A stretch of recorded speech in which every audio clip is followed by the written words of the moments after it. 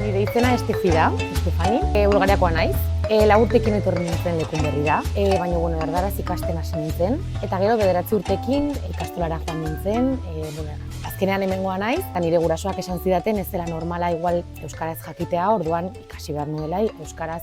Euskara ikasten da gehiago praktikatzen, praktikatu behar duzu asko ongi jakiteko. Nire inguruko lagunak eta denak euskaraz ikasi dute, hemengoak dira, eta azkenean oso ongi hitz egiten dute euskaraz. Niri bakarka liburuekin irakatsi zidaten, baina nire ustez askoz ere gehiago ikasi nuen askatasun gehiagorekin bertan lan egiten.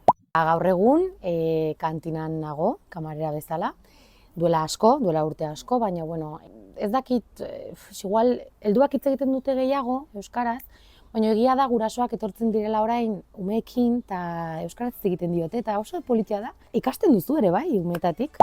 Nire etxean bulgaroz egiten dugu, ze Bulgariakoa naiz eta esaten didate ez ahaztu inoiz zure hizkuntza eta nondik zatoz. Nire aita da euskararen aldekoa, baina en otro nivel. Eta beti esaten dit euskaraz egin mesedez, ikusi nahi dut ze harro nagoen zutaz, zuk euskaraz dakizula.